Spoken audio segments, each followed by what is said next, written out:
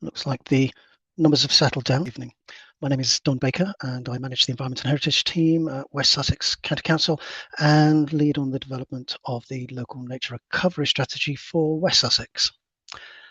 Tonight we have just a single presentation from Dr. Kate Cole, County Ecologist, and my counterpart in East Sussex County Council. And to support this local nature recovery strategy public consultation, Kate will provide us with an overview of the two LNRSs for West Sussex and for East Sussex with Brighton and Hove. When that is finished, we will open the floor to questions and we aim to finish promptly at 7. We are also joined by Di and Rob Allcroft from Way Forward, who have managed our extensive engagement programme and are handling the technical side of this webinar tonight. And Rob will also be chairing the Q&A session later.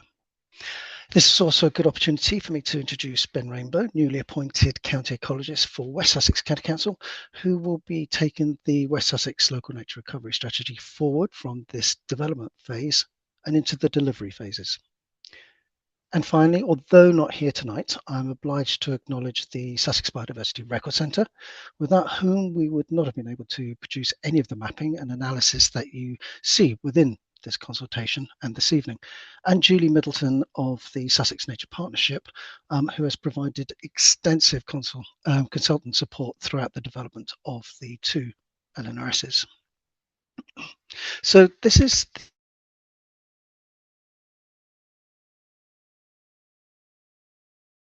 the final session in a series of developments of the local nature recovery strategy. We've spoken with local authorities, land managers, environmental organisations, and now reaching out to you.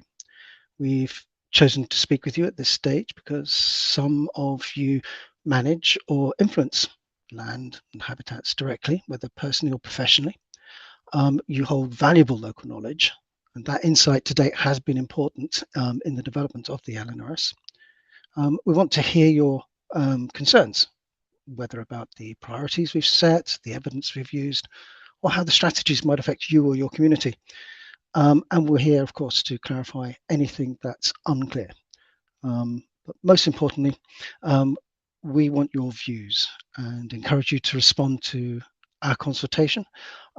This consultation is a chance to shape how nature is recovered and supported across Sussex for the long term. So with that said, it's time to hand you over to our speaker this evening, Kate Cole.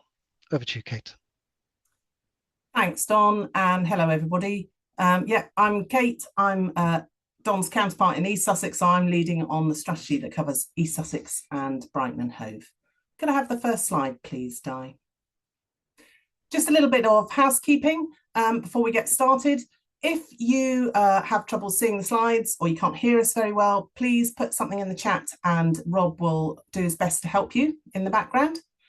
Just to let you know that we are recording this webinar and we will be posting a link to that recording on the Sussex Nature Recovery website as soon as we can in the next few days, along with a copy of the slides as well. If you have any questions about the strategies or about the presentation, please use the Q&A button. You can post your questions anonymously if you wish to, or you can give us your name if you like. If you see a question that somebody else has asked that you'd like to know the answer to, you can upvote that by clicking on the little thumbs up sign, and that will show us that more people are interested in that, so we'll try to get to those questions more quickly. Okay, next slide, please, Di. So our aim for this evening is to guide you through these draft strategies, which are currently out for consultation, where you can find the information that's likely to be of greatest interest to you, and how you can provide your feedback on them so that we can make them as useful as possible. We'll give you a brief overview of what they are, and then we'll guide you through the key components so you know where to look for what you're interested in. We're going to spend a bit of time on the map, as that's probably the most complicated part. But then we'll finish off with a brief overview of what comes next, but there should be plenty of time at the end for questions and answers. Next, please. So first of all, we're just going to give you a bit of a reminder of what these strategies are and where we are in the process. Next, please. So these are a new statutory process to help nature. There are 48 of these strategies being developed across the country, and they're all following a defined process set out in regulations and statutory guidance. But they do vary across the country, and that's because the quantity and quality of local data and the quantity of resources varies across the country, and because of how the guidance is being interpreted locally. So we have two strategies for Sussex, one for East Sussex and Brighton Hove, and one for West Sussex. But because we have shared stakeholders and a history of working together, we've been developing these through a single process under the banner of Sussex Nature Recovery. More than 2,000 people and organisations have been involved in their development through a whole variety of means, workshops, surveys, mapping tools, through to webinars and task and finish groups. So we now have these two draft strategies out for public consultation for 6 weeks. So that closes on the 26th of November. And our aim is to publish in spring of next year. But even before we've published, we're now starting to think about how we can embed these into local decision making and start to deliver them. Next, please. So this is just to give you an idea of some of the organisations who've been involved. We've had really good representation from the farming and land management sector, from our 3 protected landscapes, from national and local environmental organisations, businesses, utilities, and some of the big landscape partnerships across Sussex, like Will to Waves and the catchment partnerships. And these are in addition to all of the district and boroughs across East and West Sussex. Next, please. So these strategies are intended to unlock funding. The clearest mechanism we have at the moment is biodiversity net gain, or BNG. So the strategies help direct BNG to the areas where they'd have deliver the greatest benefits for nature. We also understand they're going to play a role in guiding other funding schemes like agri-environment schemes, but it's yet to be determined how that will happen. They'll play a role in the planning process, and they'll inform the duty towards conservation of biodiversity that lies with all public bodies. They'll support decision making by providing an evidence base to give confidence to landowners and funders and investors. And they'll help direct funding from the private sector into nature-based solutions, for example. So really they're about targeting. It's about ensuring the right things are done in the most effective places. What they can't do is to dictate how land is used. They place no obligations on landowners or other organisations to carry out actions. They can't protect more land for nature. So if an area is mapped in the strategy, it doesn't place any new restrictions on developing that land or identify areas to be given legal protection. And whilst they highlight pressures like pollution and development, they can't tackle the sources of those pressures if they're covered by other frameworks. And finally, they don't cover the marine area. Now, we have considered the impacts that activities on land can have on the marine environment, but the statutory scope of these strategies stops at mean low water mark. Next slide, please. So what do they contain? Well, there's an awful lot of information, which is why we want to try and help you understand the different parts and where to find things. So we've pulled together all of the available ecological evidence and data. We have reviewed over 150 published plans and strategies and drawn from them to inform our priorities and measures. We've also drawn from the 1,800 responses we had to our public surveys. So they reflect the views and concerns of local people, and they reflect existing projects and initiatives and ambitions. And they have been and continue to be subject to local and national expertise and rigour, and that's part of what this consultation is about. So all of this information has resulted in the strategies, which you can think of as toolkits. They're grounded in 7 strategic principles which underpin all of our priorities and measures. Each strategy has identified 24 priorities, which are in turn supported by more than 100 practical actions or measures. We've identified a suite of priority species for each strategy area and the measures needed to support their recovery. And then each strategy has its own local habitat map. Next, please. So each strategy has 4 parts plus an interactive map. The first 3 parts and the map are specific to each LNRS area. The content is different, but the format is very similar. Part 4 is a joint document that covers both East and West because that describes the methodology we used. Part 1 gives you the context and the description of our most important habitats. Part 2 is where we have our priorities and measures for habitats. Part 3 is about our species. Next, please. So these draft strategies are now out for public consultation, and we really do want to hear your views on them. They both have their own consultation hub on the West Sussex platform, but there are links to those from these slides, which we'll share from the 2 county council websites and from the Sussex Nature Recovery website as well. So those consultation hubs include all of the documents and links to the map, as well as user guides and frequently asked questions as well. And there are 3 ways that you can have your say. There's a consultation survey on the hub. If you scroll down to the bottom, it asks 36 questions, all of which are voluntary, so you can skip over any you don't think are relevant. Many of them are multiple choice, but there is the option to add free text to some as well. Or you can add comments directly onto the map, and I'll run through how to do that shortly. Or you can email us directly if you have more detailed feedback, and the addresses are here, and again, we will share these slides. Next, please. So now we're going to run through what you'll find in each part of the LNRS so that you know where to look for what it is you're interested in. Next, please. So part 1 includes a description of our most important habitats and the species that rely on them. It tells you what they are, where they're found, what condition they're in, if we know, and what the main pressures are on them. It also tells you about our designated sites and irreplaceable habitats. Now, unlike other countries, we didn't have a state of nature report either for Sussex as a whole or the component parts. So this is the first time that all of the data we have has been drawn together. The description has been peer reviewed by a panel of leading local experts. So it gives us a comprehensive summary of our natural habitats.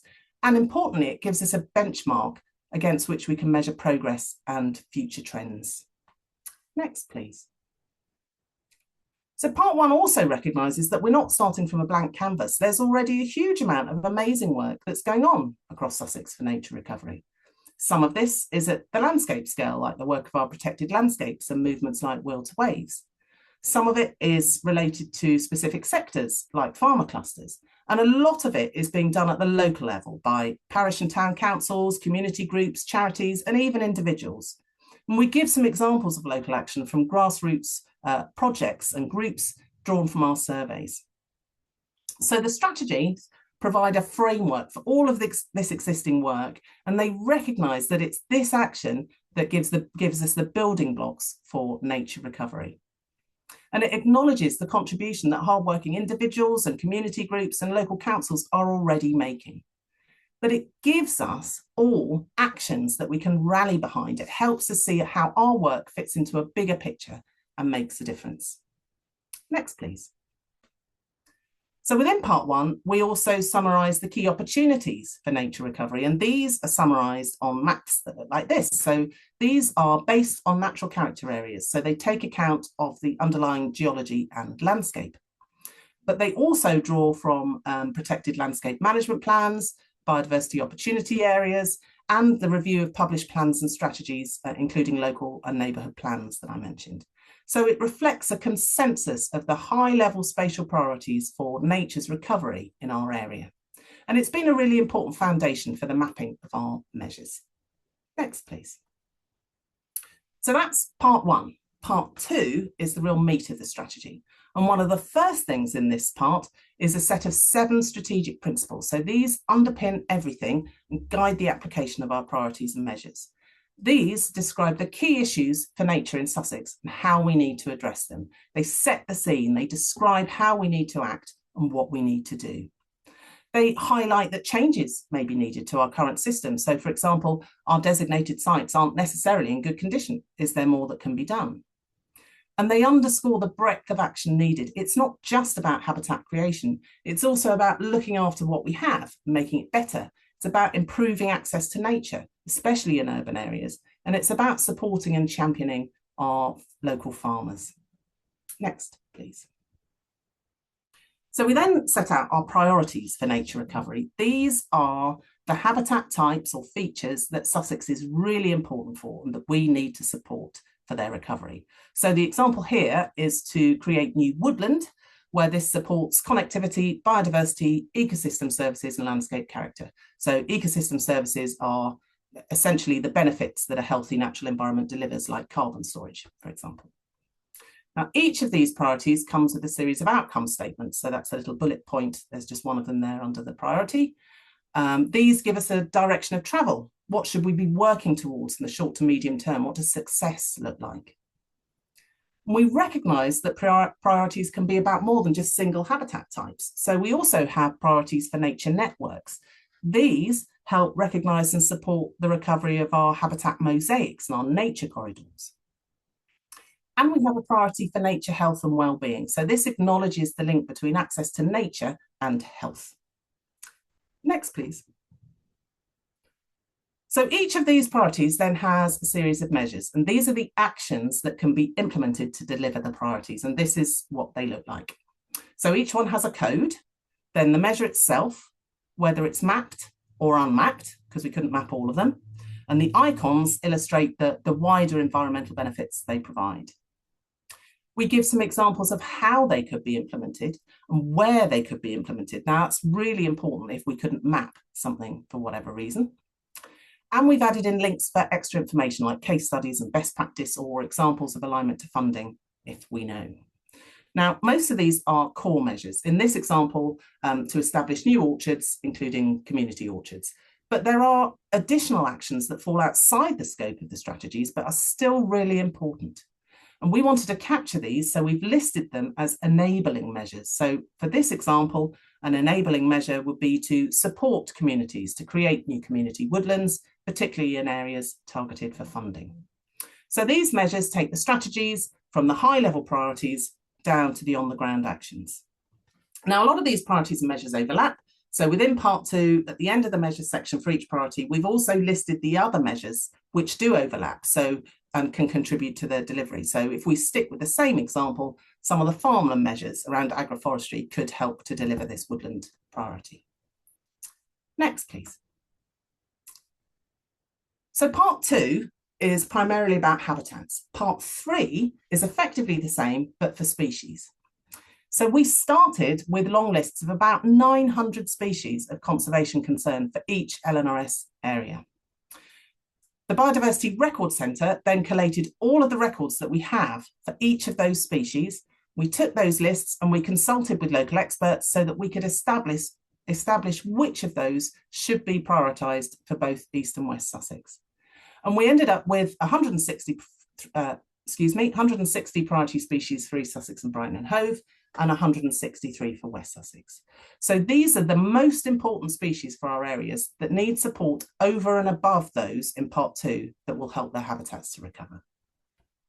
Some of these species we grouped into assemblages where they benefit from similar measures. So we have assemblages for amphibian ponds and urban birds, for example.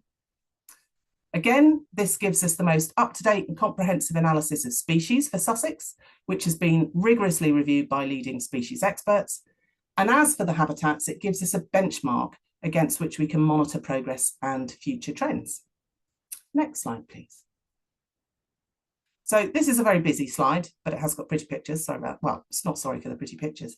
The triangle is a representation of some of our prioritisation process. If you want to know more about the process, including the criteria that we were tasked with assessing each species against, do take a look at part 3, and in particular, the appendix, which has the long lists for each area and the decisions taken about each species. So of these 900 species for each LNRS area, about half were scoped out. And this might be because they're doing okay, or that they haven't been recorded here for a considerable period, so they're unlikely to still be present, or because we just don't have enough evidence one way or the other. More than 300 species for each LNRS area weren't prioritised, not because Sussex isn't important for them, but because we're confident that their recovery will be supported by our habitat priorities and measures in part 2. So some examples of these important but supported species are shown at the bottom of the slide. It includes things like adder and black poplar and barn owl, pearl-bordered fritillary. At the top of the slide, you can see some of our priority species. Now, each of these has its own suite of measures to support its recovery, with some of them grouped together into assemblages where they benefit from similar actions. And some of these are priorities for both strategy areas. So, for example, Adonis Blue, water vole, round-headed rampion. Some are relatively widespread, not just in Sussex, but they are in decline and were very often referenced in our public surveys. So good examples there are swift and hedgehog. And some are highly specific to each LNRS area. So examples would be spiked rampion, kittiwake, and walk-biter cricket, which are found in East Sussex and Brighton Hove, but not West Sussex. And conversely, sand lizard, harbour seal, and the great horseshoe bat, where West Sussex is more of a focus. Next slide, please. So then we come on to the local habitat map. This is the last main part. So this identifies the locations where measures can feasibly be delivered that would have the greatest impact for nature and wider environmental benefits. So it's not everywhere that action could be taken, but it's rather where we could get the biggest bang for our buck. So this includes a number of layers. The first is the areas of particular importance for biodiversity, or the APIB. And this is very tightly defined in the regulations as designated sites and irreplaceable habitats only. The next layers are measures. So these are the places where we think actions should be targeted to make the biggest difference. Now, some of these measures are within the APIB, they're within designated sites. Where they fall outside of our designated sites and irreplaceable habitats, these are our areas that could become of importance. So this is our AKIB. Now, it's really important to note that we could only map about 40% of our measures. A lot of them we couldn't map, either because we didn't have good enough data, or because the regulations wouldn't let us, or because there is no best place to do it. It can be done anywhere. And again, if you want to understand what we mapped and what we didn't, and the decision-making behind the maps, go to part 4. So these maps are really intended to help target and focus efforts. Next, please. So I'm now going to spend a bit of time showing you the map and how to use it. Hopefully you can see that. So I'm using the East Sussex and Brighton Hove map, but West works in exactly the same way. If you've used things like Magic, for example, this may be relatively familiar. It follows a similar format. If you're very used to GIS, and I'm teaching my grandmother to suck eggs, I apologise profusely. But the first thing you'll see is this splash screen. This is basically just high-level information about the map. The most important thing to note down at the bottom is that this has been optimised for computer screens. You can access it on mobile devices, but if you really want to get into the detail or to add comments, you should use a desktop or a laptop. And once you've read that, you just tick the box at the bottom to confirm you've read it and press OK. I'm just going to refresh very quickly just to say, if you don't tick that box and you try and click somewhere behind the map, it'll flash at you just to remind you that you need to do it. So just press that, click OK. So by default, it will open up with a screen like this, with the LNRS area in black, and then with the areas of particular importance, the APIB in red, and the areas that could become of importance, or the AKIB, in orange. And you can toggle those layers on and off at the side. I'm going to come back to the layers in a second, but I just want to show you the 4 icons down the side. So the top one, the little eye, is your information. This tells you about the map, how it links back to part 2 and part 3. It also tells you how to use the map and what the different icons mean. So don't panic if you're not taking all of this in. All this information is there. You can hide the screen, you can bring it back, and you can get back to that information from anywhere just by clicking on that button. Okay, so the next one down, little map pile of tiles, are the map layers. So we have our APIB and our AKIB, which have ticks next to them. If we click those, it turns them off. You might notice that ancient and veteran trees is checked, but it doesn't show. If you start to zoom in, which you can either do with your mouse wheel or with these buttons at the side, they'll start to appear. Now, as an irreplaceable habitat, these are part of the APIB, but the format of the data for trees is different from the rest of the APIB. So these are points rather than polygons or shapes, and the two data types don't match. We couldn't transfer all of these to polygons. We don't know how big the trees are, and we don't want to give misleading information. But just to let you know that it is there. At the county scale, it's a bit disproportionate, But once you start zooming in, it gets a bit more interesting. So that's probably a bit of wood pasture and parkland with that many ancient veteran trees. The next icon down is the background map. So the default is light grey. It's easiest to see the other layers against this, but you can change it if you want to, and you might want to when you start zooming in. So you can have aerial photography, which is quite nice when you get close in. You can have open street view, which again gives you more detail, but it's a little bit confusing with the measures on top. Or you can have topographic hillshade, which just shows you the sort of slopes and gradients. But I'm going to go back to the default. Zoom out. And then the last icon is a little envelope that opens up a little window at the side where you can add pins and comments to parts of the map. And I'm going to come back to that and show you how to use it. For now, I'm going to go back to the layers. So we have our APIB and our AKIB. And then we have the broad habitat priorities that we have mapped measures for. If you click on the arrow to the side, you can see within them all of the measures for that priority that we have been able to map.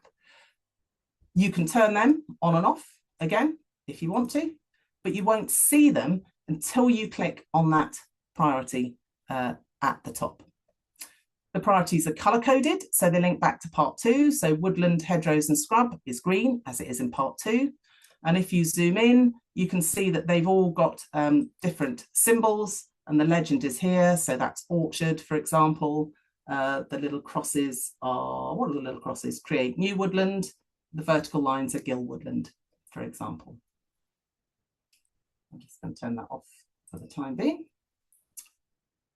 So how do you find places? You can do it, there's this little search bar at the top. You can type place names in, and that will take you to a place. You can use grid references if you want to. So here's one. Or you can use postcodes. So I'm just going to put in the postcode for County Hall in Lewes. Hopefully that will take us to County Hall in Lewes. It does. Okay. So what I'm going to do now is I'm going to turn the APIB back on, and then I'm going to turn on all of the measures. And you can see it starts to fill up and potentially gets a bit confusing, but it's not, trust me. So if you click somewhere on the screen where there is nothing, nothing happens. But if you click on one of these coloured areas, it will bring you up a little information box, which will tell you what that layer is. So this one is telling us that we're in the river streams and aquifers priority. The measure is to restore chalk streams. It tells you the full text of that measure. It comes from part 2. Tells you how you could do that, again from part 2, and it tells you what priority species assemblages may be associated with that habitat as well. You can see from the legend that the APIB is red, so if I click on a red bit, that sure enough tells us that part of the area of particular importance of biodiversity, and that particular bit is a local wildlife site, and it highlights all the other local wildlife sites on the map as well.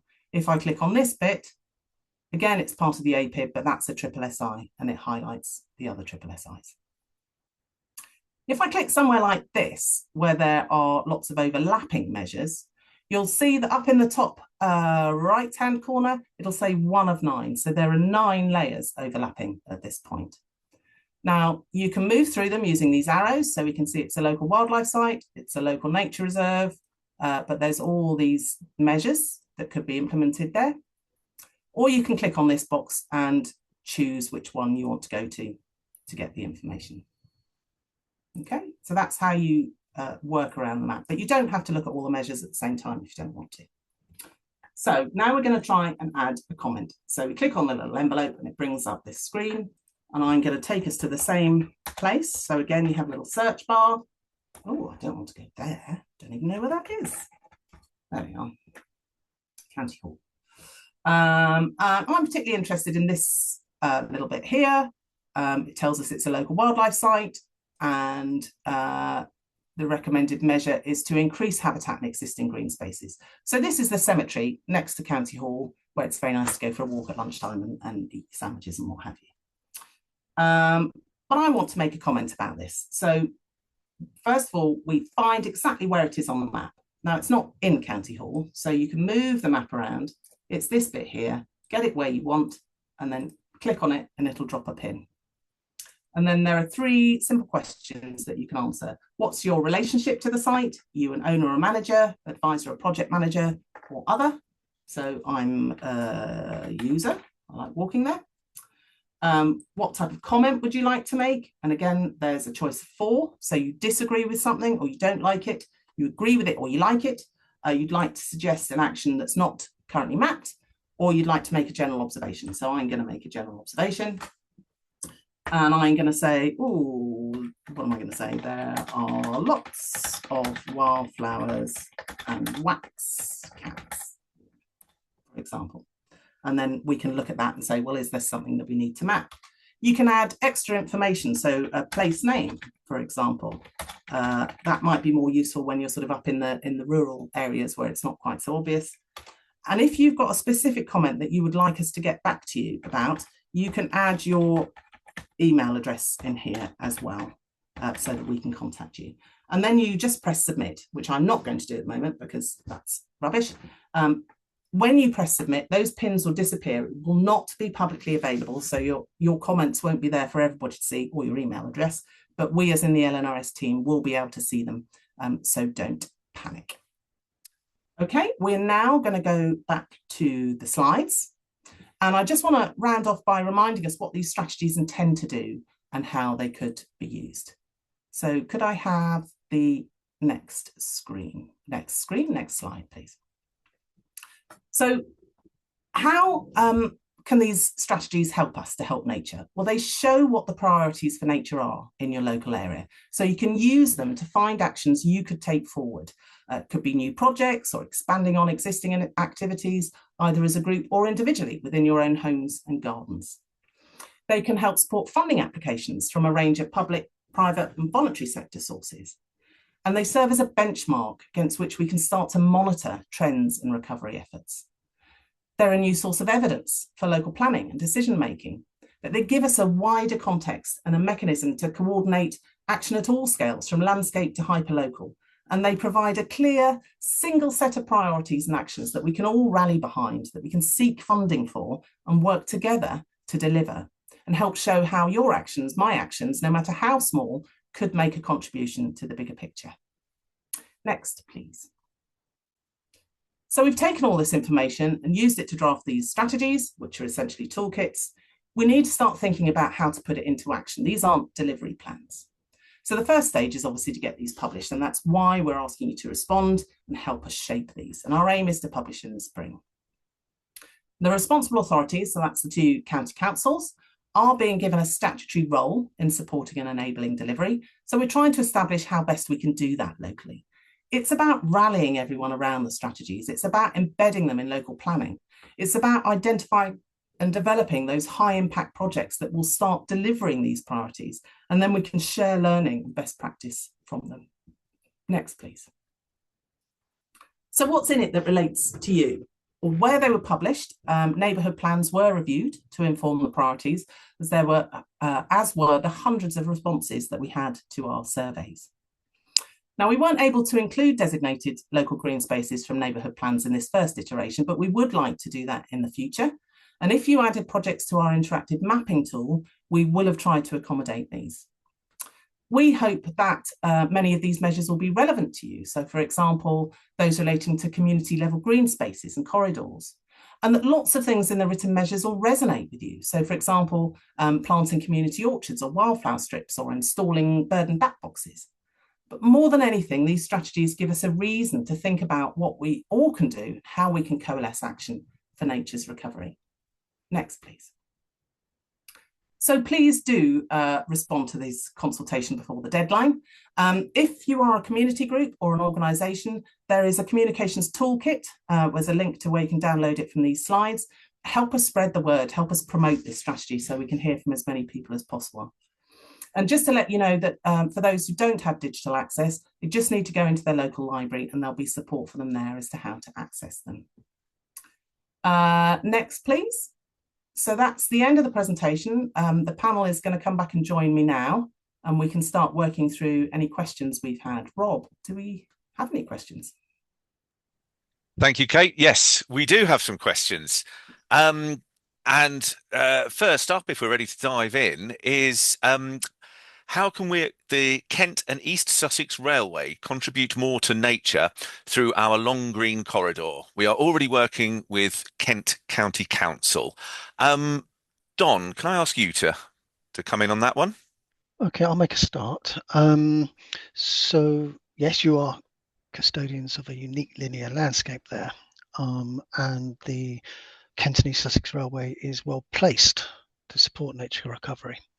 To contribute more, and in the context of LNRS, I guess we would encourage exploring how to align your land management with the LNRS priorities, such as enhancing habitat connectivity, supporting pollinators, and managing invasive species, which I'm sure forms part of your management plan already.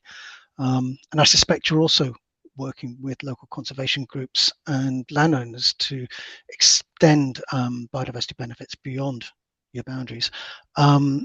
But I think the value that the LRS might be able to provide here is to assist you in targeting your efforts more effectively and to better access funding in the future or partnerships to scale up your positive impact. I don't know if anybody else has got anything to add to that. Any other comments at all from other panelists? Yeah, I mean, I would say we know how important linear features are and corridors are. So this is potentially somewhere where you're looking at a whole mixture of different habitats, one of these habitat mosaics or corridors. So again, we hope that the measures will be relevant. Great, thanks, Kate, and thanks, Don. Actually, Kate, while we've got you, I'd like to put a question to you, if we may. Are the AKIB and the APIB clearly defined? As the question around saying that there's not sure if they understood the difference and how this might affect comments being made. So what is the difference between AKIB and APIB? Okay, it took us quite a long time to get our heads around this, so I completely understand if it's not clear. We tried to make it clear in the documentation, but if it's not, tell us. Okay, so basically, the areas of particular importance for biodiversity, the APIB, is very tightly defined in the regulations and guidance. So the only things that can be on that layer are designated sites, so SSSIs, local nature reserves, local wildlife sites, and irreplaceable habitats. So those are our ancient woodland and sand dunes and fens, for example. The AKIB, or the areas that could become of importance for biodiversity, are those areas where targets would deliver the most for nature recovery outside of our existing designated sites and irreplaceable habitats. That's probably as clear as mud, but hopefully that might help a little bit. Great. Thank you, Kate. And I believe people can email, of course, the email addresses with if there are queries like that, or if there's still anything that isn't clear, please do email. As a neat segue, actually, Don, who were the experts who were consulted on these plans and target species, and who sort of formed part of the review? Would it be from a process point of view? Can I trouble you to just talk us through that? I'm actually going to hand that one straight back to Kate, who's leading on that particular element. Thanks. Apologies, Kate, over to you. That's all right. So we had what we call a technical review panel, and that was made up of 4 local experts who between them have decades of knowledge and experience about Sussex. They've worked in nature conservation for years, and if there's anything to know about nature conservation in Sussex, they know it. So they sort of helped us with the priorities and the measures and reviewing the description to make sure that was as accurate as possible. For the species, we were supported by the Sussex Biodiversity Record Centre, but there are also a group of people often called county recorders, or they are called county recorders, and they are experts in their field. So they might be experts in dragonflies or butterflies or flowering plants.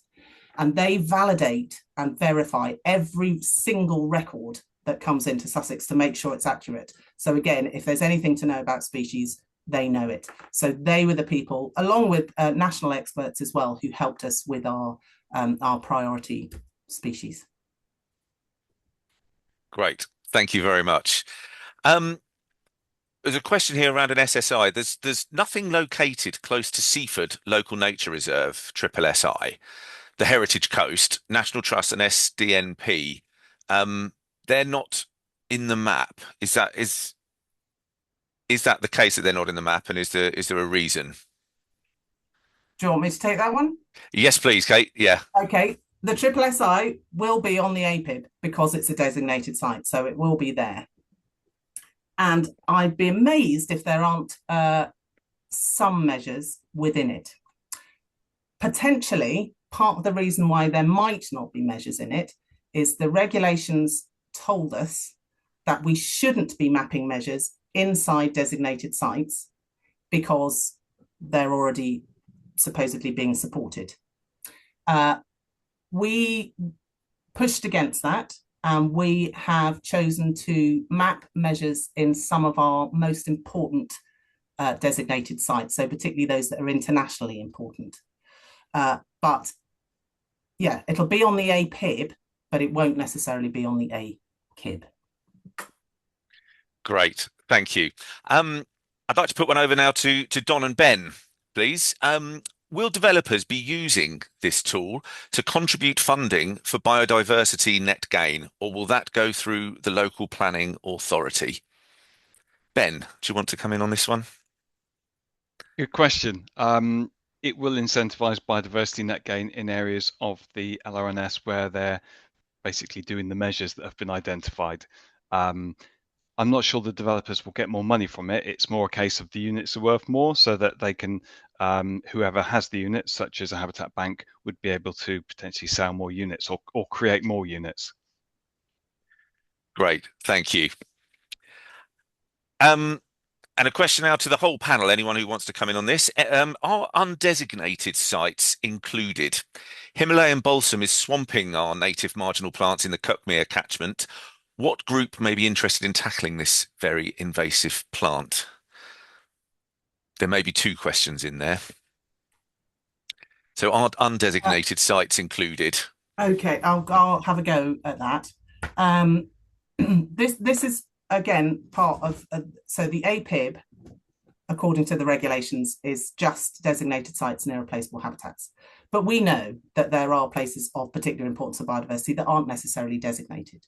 So where possible, we try to map wherever we know there are priority habitats. So those are often called BAP habitats, Biodiversity Action Plan habitats. So if we knew that there are areas of vegetated shingle, for example, which were outside designated sites, we would try to capture that within our coastal measures. And then there was something about Himalayan balsam, which I've lost the plot on, but Don has his hand up. So Don, over to you. Well, I thought I'd attempt a rambling answer to that one. So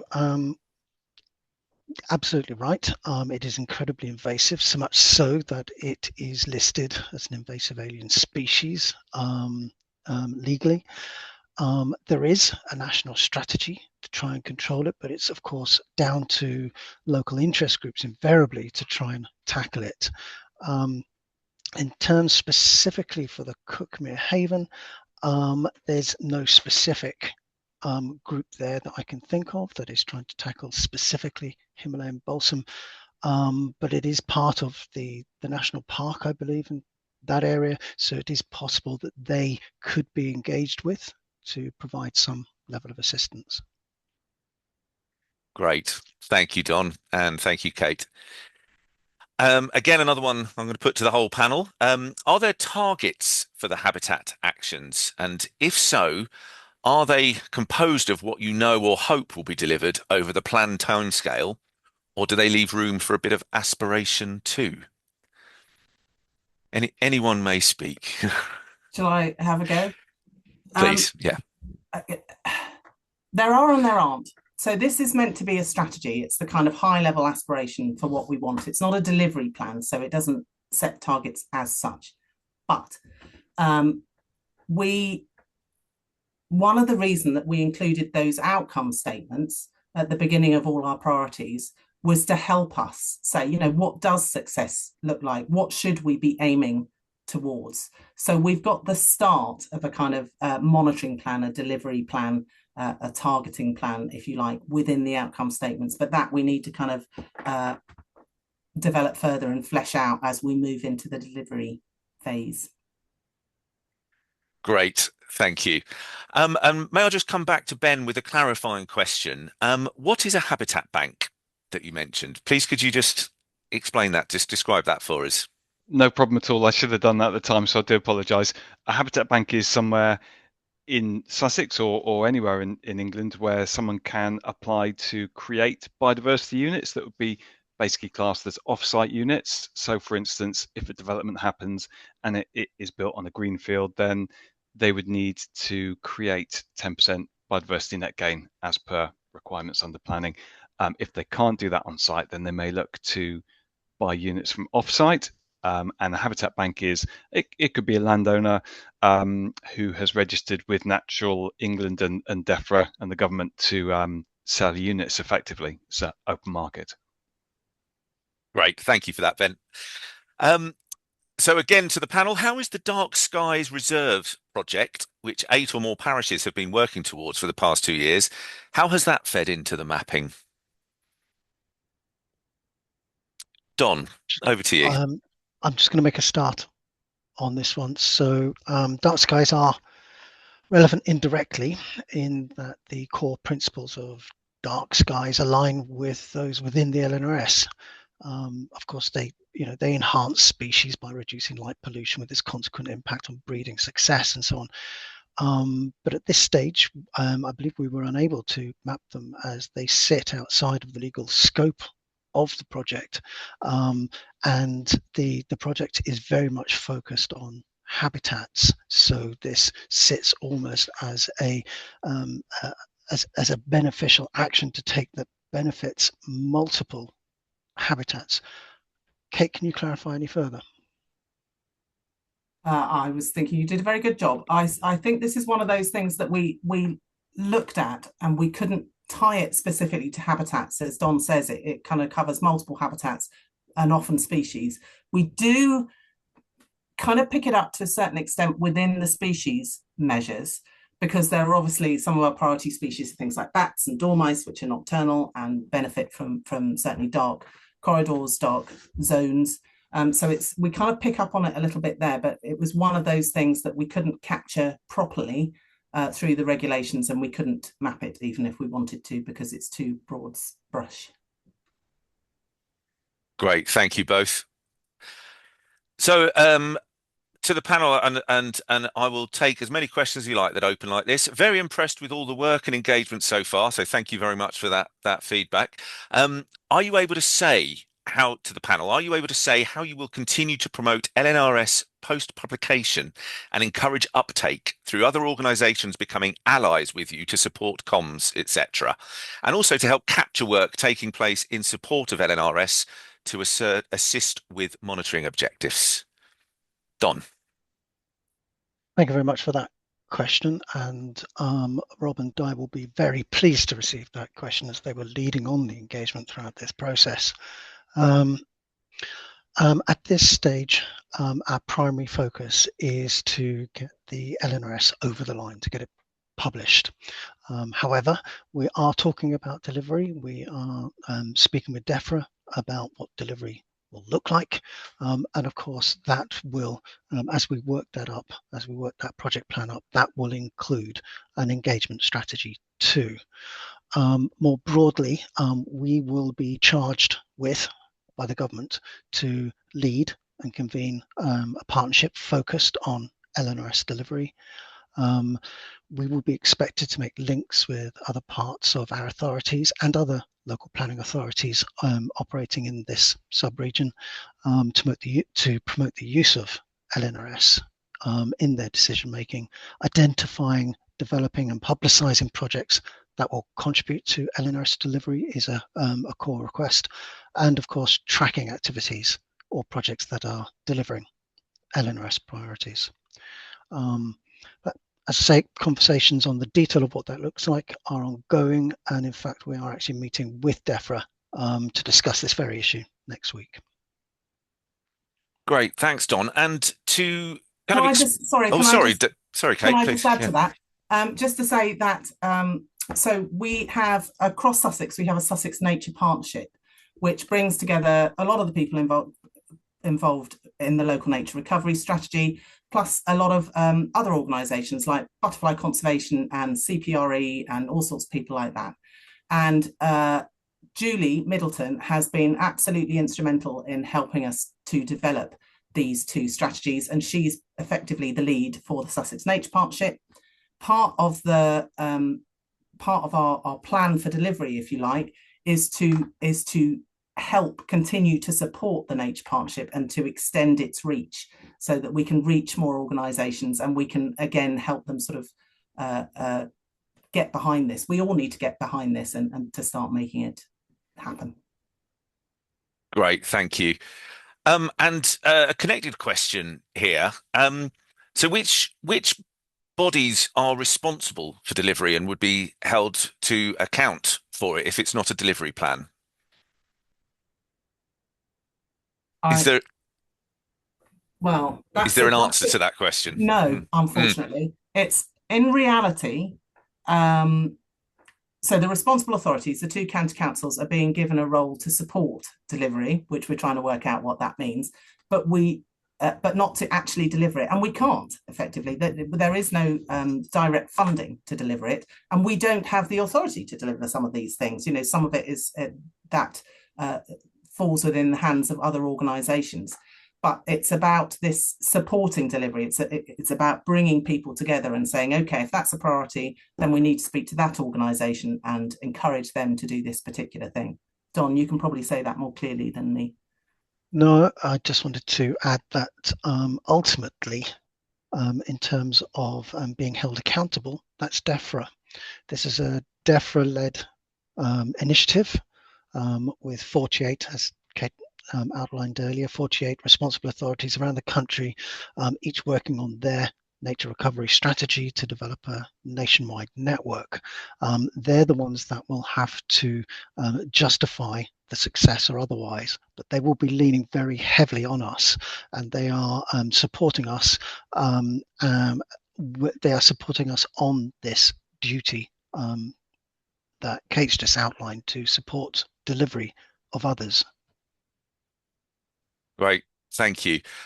It is a collective blueprint for targeted action, as the strapline reads. Don, a question around devolution, if I may. What is likely to be the impact of the new mayor, and how do you see that the devolution and the election of a mayor of Sussex impacting delivery? That's a really good question, and it's one that's actually it's uppermost in our minds as well. Things are changing. The local political landscape is changing.